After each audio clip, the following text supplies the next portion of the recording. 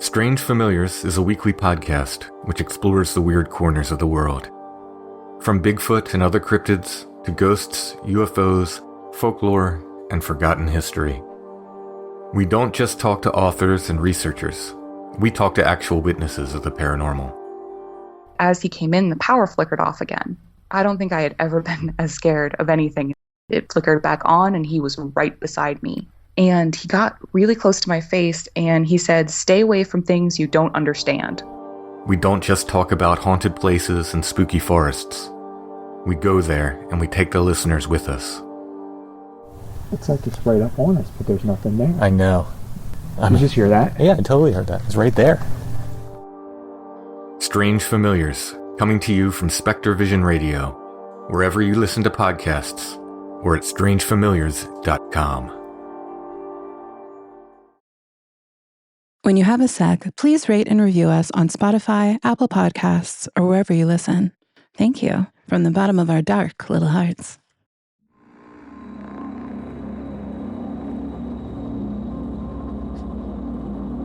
There's something unsettling about found audio. Voices without faces, stories without names.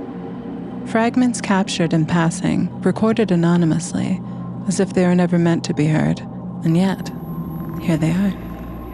In that absence, the silence feels occupied. These aren't just recordings, they're remnants. And in the darkness, something binds us. Unseen, unknown, but shared.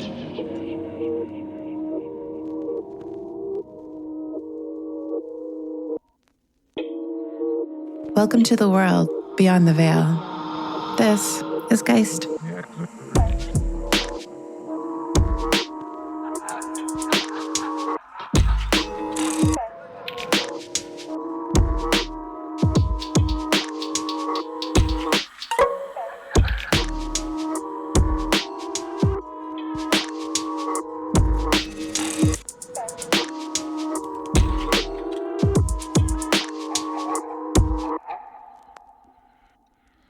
In a space where people who reside in the dark come together, their stories intertwine, forming something larger, something cinematic. This is more than a recording. It's a moment where the unseen finds its voice. Recorded live at Toronto Comicon, these recordings are raw and immediate, capturing the energy of the moment. After meeting listeners who stepped forward to share their own experiences, we documented something honest and unforgettable. So, without further ado.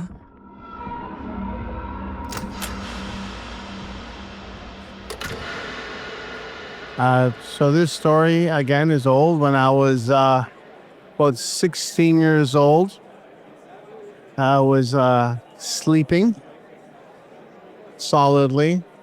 And then for whatever reason, got up and I opened my eyes and I saw what I thought was a silhouette of a very young girl, like 9 years old, right in front of me. I was like still, had just calmness in me. That's what I felt. She kind of shifted back and forth, maybe out of curiosity. And then slowly I closed my eyes and that was it. I tried to do some research. The house where I live, most houses were built in the 1900s in my neighborhood in downtown Toronto. But I asked the previous owner if he knew anything about the house before. He said he did not know. Again, I wasn't scared. And that's the story of me seeing a ghost.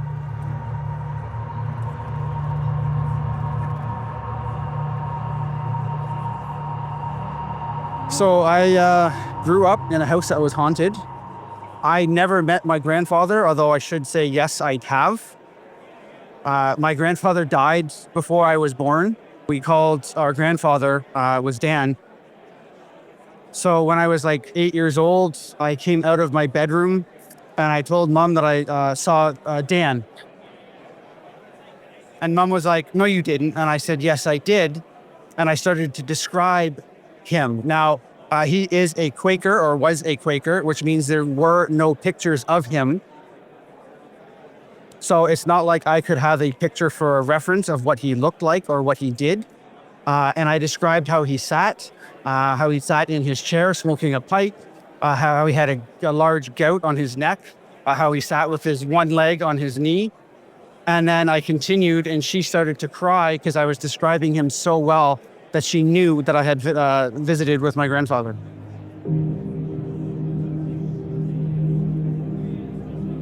The second story, I was sleeping one day and I woke up and there was a woman on the end of my bed in a white gown with a red sash. I thought it was my mom. So I said, "Morning, Mom." No response. Kind of rubbed my eyes, looked again. She was still there. So I went to nudge her with my foot, like to kick her to get her attention. My foot went right through her off the end of the bed. The ghost turned and looked at me. It was like a black face with no real facial features. At that point in time, I started to get really afraid. I closed my eyes, opened them again, and I saw her walking out my bedroom into the hallway.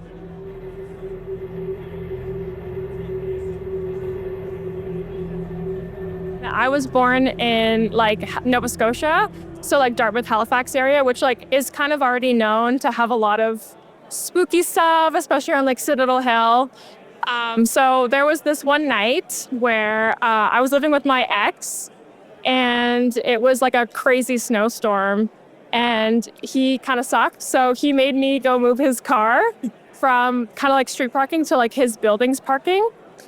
And so I went to go move the car, and I'm talking crazy snowstorm. I would the wipers were on, and every time I'd wipe, they'd just get completely covered again. Visibility was non-existent. So I pulled up around the building to find a parking spot, and I wasn't really sure where visitor was. So I was just trying to kind of find anywhere I could tuck my car into. And then I finally pull my car into a spot, and then the snow is getting heavier. And then all of a sudden, I just can't see anything. And then I hear this crazy, intense, scream, guttural, horror movie scream. It sounds like a woman. And she's like, "Oh my God, I hate this. I hate you. I hate this town." And I was completely in shock because no one was outside at this point. It was such a bad snowstorm. And I didn't see anyone else. I literally thought it was just me in the car. And I'm in the car, and it gets to this point where I'm completely covered. I turned it off. I wasn't wiping away the snow anymore, and I was in complete darkness. She's screaming, and then I hear a door slam and a car screech away really quickly. I had to get out on my own. And even when I got out and looked around, I didn't see car tracks. I didn't see anything. I didn't see any signs that anyone else was outside with me.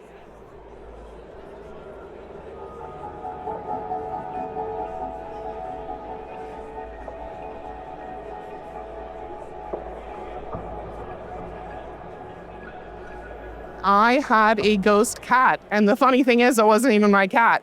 I moved into a house, and the previous owners had a cat, which I found out later had died in the house. But every night at 11:07, we would hear a meow in our bedroom. And I thought I was going nuts, so I had some other people come, and sure enough, they heard it too, and they said, "Where's the cat?" And we didn't have a cat. Then we eventually moved from our one town to another town, and we thought, okay, that's all for the cat. But then the cat started meowing in the basement at random times. It was really strange. Never really bothered us. We just heard it.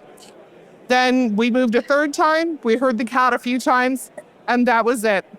We also used to see the cat out of the corners of our eye. It was a little black cat that would just go scooting by. Never bothered us. It was just kind of fun.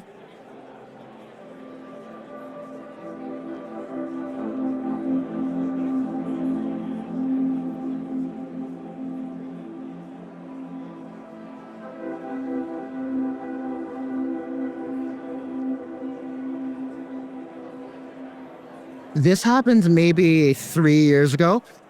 It was the first time I was visiting my family in Laos. between Vietnam, Cambodia, Thailand, and China. Not a lot of people go there. And just for the backdrop, it's a mix of very similar traditions to Thailand, which are very ghost heavy. You'll walk the streets and very often you'll see altars set up to spirit. And I was visiting my family in a very smaller town called Pak Se in the far south. It's nestled directly against the Mekong River, and it has seen its fair share of incidents and blood, whether it be from American wars to just historical wars with the kingdoms. Bridging two pieces of Pak Se is, and I'm going to butcher this, the Suphanuvong Bridge. It was built very recently in the past few decades. In fact, my grandfather and his friends, before they fled Laos, had a hand in building that bridge. And ever since that bridge has been around, there have been a whole host of weird incidents around it. It's said do not cross the Suphanuvong Bridge at night. And we didn't know that until we crossed it at night when we were coming home from the mall to basically the village end of Pak Se. We got home, it was the dead of night, and my family and I heard screaming on the bridge. We don't know if it was someone wailing by on a motorcycle or not, because motorcycles very common there. And then we got back to my grandmother's sister's house. She was sat there, but my grandma's sister, and an old family friend nestled around drinking tea. And my grandma's sister, she said, "You didn't cross the bridge at night, did you? What time did you get here?" Like 15 minutes ago. "You came here at night?" The three of them started treating ghost stories of why not to cross a bridge at night. But apparently there were so many incidents around this bridge, Suphanuvong Bridge. I was wondering why, and then my grandma broke it down.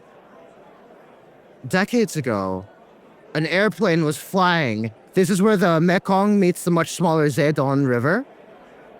That airplane had fallen. There was some sort of incident. Missed the bridge completely. It had sunken into the river directly below the bridge. No one survived, but the bridge was intact. But ever since, people have just been having all sorts of crazy stories around there. My auntie's husband, my uncle, actually died on that bridge. What happened was he was driving on it. He fell off the motorcycle and he hit his head on a nail. So if you're a fan of hauntings, go to Laos.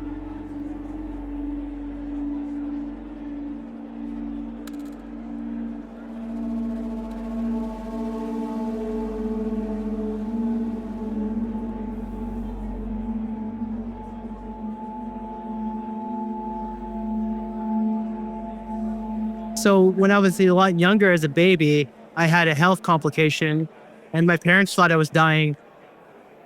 Something to do with the superstitions of growing up in an Asian home. And when they brought me to the doctors, they couldn't figure it out, but I was coughing blood as a child. My parents were just freaking out. And then in the middle of the night, one time, my mom told me a story where she ran to the room. She heard me coughing and freaking out, rolling over a little baby. And she said she saw my dead grandpa looking at me. And he passed away a long time ago through a tragic accident where the building caved in on him. So my mom was freaking out. He just saw my dead grandpa looking at me, holding my hand, telling her everything's going to be fine. After she digested her feelings and just all the emotions she was going through, she was downstairs in the living room and she saw my grandpa carrying me down the stairs. And my mom was in complete shock. And as you would expect, she didn't know what to do. My grandpa brought me outside, was peeking to the window, looking down my mom, holding my hand. And apparently I was standing up for the first time as a baby. And he said it's all going to be okay. Just trust me. And then that's where she ended the story. Yeah, I was fine.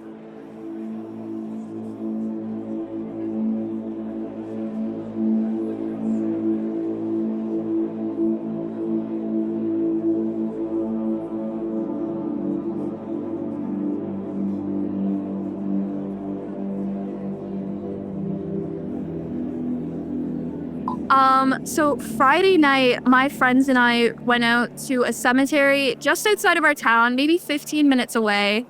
And we thought everything was going normal. We normally go out with a spirit box and EMF and all of that. We thought this time was going to be like every other time. Nothing normally happens, but this time was different.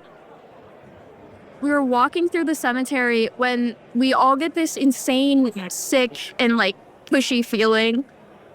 But we pushed on because that's what we do. We're ghost hunters. But then this mist like floods the graveyard and wafts through us. And we could have sworn it was a person. It almost looked like a little girl. And she stopped and stared at us. And as we got closer, just went away. We pushed forward because we were curious. And we stopped for just a second. And it just looked through us. Like it was just staring back at us. And we flashed our light at it. It was gone. We turned to the right and like we heard a bunch of things breaking. It was so weird. We were literally being watched from like the trees almost. Then we started hearing these sounds. Like someone was nearly like talking to us or trying to make some sort of words out. But we couldn't make it out. Nothing was working. The EMF was going crazy. And surely sometimes that can be explained with like electricity, but we were in the middle of nowhere. Absolutely no one, no town, nothing is near us. There was no explanation for this. And as we tried to leave, one of us like felt pulled back. Like they were trying to get us not to leave. It was insane. And this all happened like Friday night. More after this.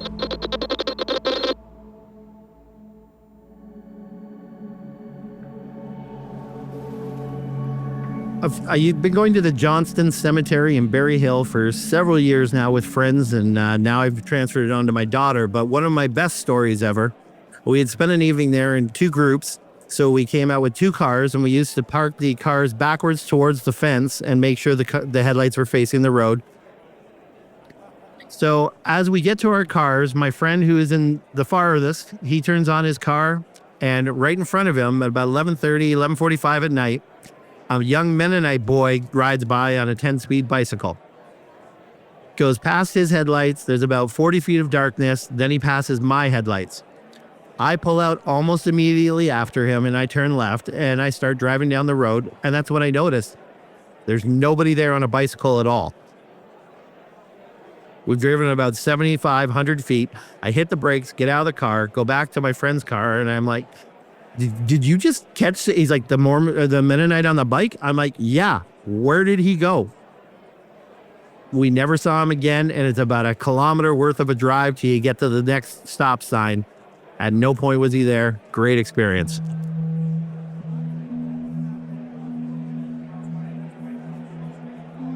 So when I was I believe I was 9 years old, and this was in my old house. I was sleeping in the computer room because my room is like really cold. I'm a very anemic person, so I can't be in the cold at all. In the middle of the night, I would always get like woken up because I would hear like loud crashes.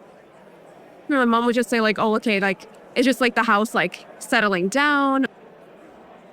And I never used to believe it. I've always had like this like weird feeling whenever I would like go into my room or I would go into the basement or anything of that sort. Like I would always get a really bad feeling. And my dogs would start barking in my room and in the basement at the exact places that I felt really uncomfortable. And that was like really kind of it for me. Like I genuinely did not really like to be in those rooms. And one night, my mom was actually sleeping with me because I was really scared and I got woken up by a loud crash. My mom said she didn't hear anything. I did. I'm starting to like, getting like emotional a little bit, like even talking about it. Like I woke up and I went around my house just to see if there was anything there because I don't know whose first instinct is to do that, but I guess I was very brave. And then I went back into the computer room. And right as I walked in, I saw like this light coming from my mom's room, like my mom's actual room. And I got so scared, I jumped into the bed and then I covered myself with a blanket, trying to like go to sleep, trying to not like look out or anything. And then I still saw that bright light. It was getting brighter, and it actually went into the computer room, went around my mom, went around my head, and then came out of the door. Sorry, I'm like getting like goosebumps. But it went out the door, and then it went into my room. And that was like terrifying. And then I never went back into that room ever again. I'm sorry.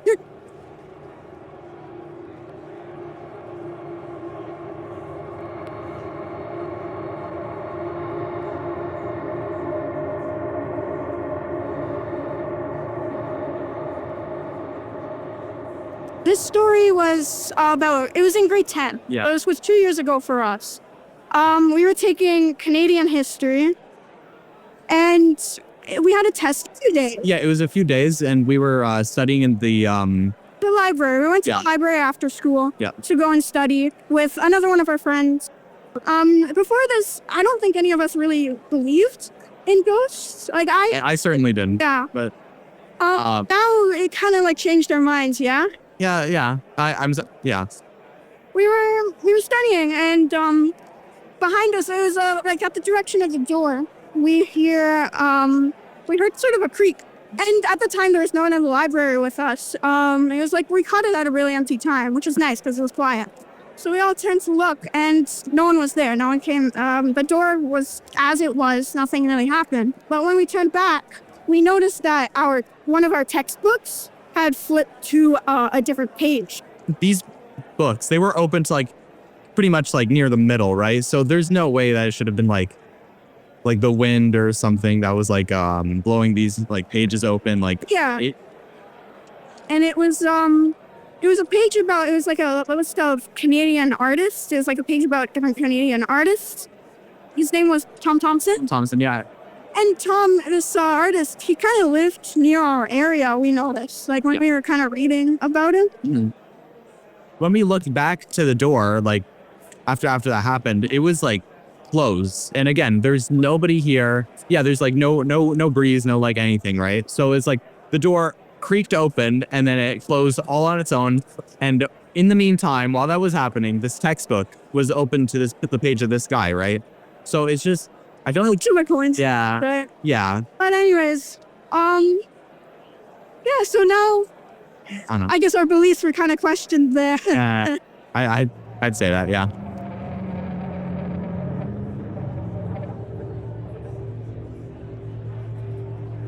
So I live and work in the city of Vaughan. And a few years ago, we were at one of the community centers in the city doing some first aid training, as you do. And we were sitting in the big room there with a presenter, just kind of minding our own business. And a police officer shows up at the door. And he asks, "Did anyone call 911? And we're all looking around going, "No." The presenter stepped aside with the officer to go and talk to him a little bit. I'm sitting next to a colleague of mine, and just being a smartass, I lean over and I'm like, "I bet it was ghosts." The presenter comes back a minute or two later, and he starts off with, "Did anyone ever tell you about the ghost stories around here?"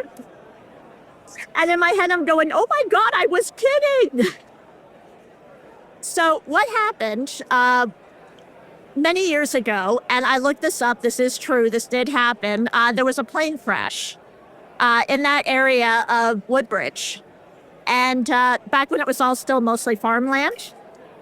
And they had a pretty unique problem on their hands, the city at the time, because they had all of these bodies and they needed to identify them. I guess somebody spoke up and said, "Well, we did just build that new ice rink."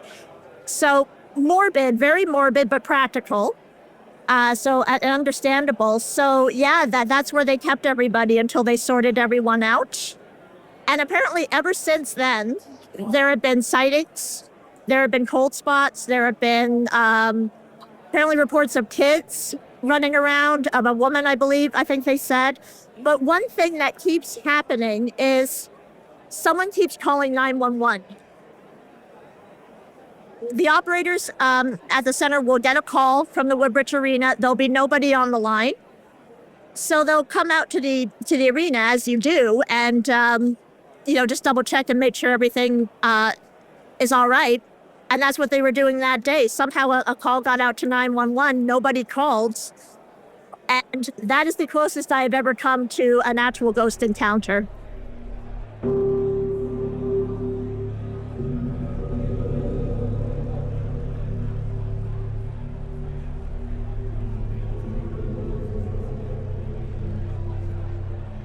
On Niagara-on-the-Lake, which is a very haunted city, there is a building there that is the oldest pharmacy in all of Canada.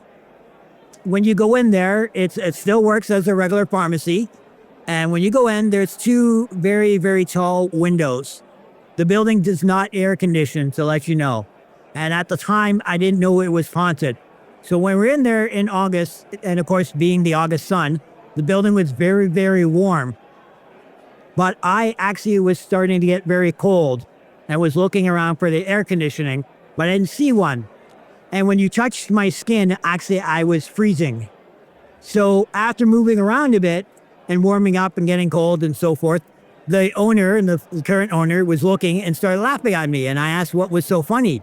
And he said, well, the ghost must like you, and then touched me and said, oh, you're really cold. The ghost really loves you.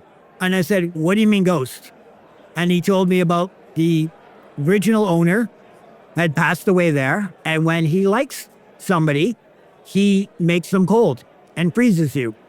And basically I said, great. So as we left, I asked the ghost politely to stay where they are and to make someone else cold. And I'm going outside where it's warm, and thank you very much. So later on that evening, when we went on the ghost walk, the person stopped there, was about to tell the story, and I told them what happened earlier in the day. That's the story.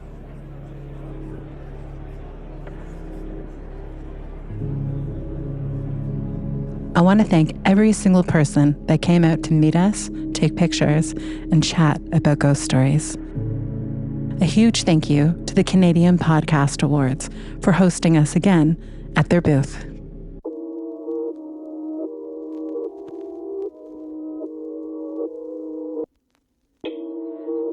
Geist is created, directed, and edited by Danielle Matar. Sound direction, music, and FX by Beau Jensen. Sound design and music by Jack Staten. Mixing and sound by Adam Esker. Episode artwork is by Grace Bovin. Story scouting from Evan Kolar. Geist logo is from Jake Carruthers. Follow us on Instagram at Geist_podcast, TikTok at Geist Podcast, and YouTube at Geist_podcast. Thank you for listening. Until next time, sleep tight.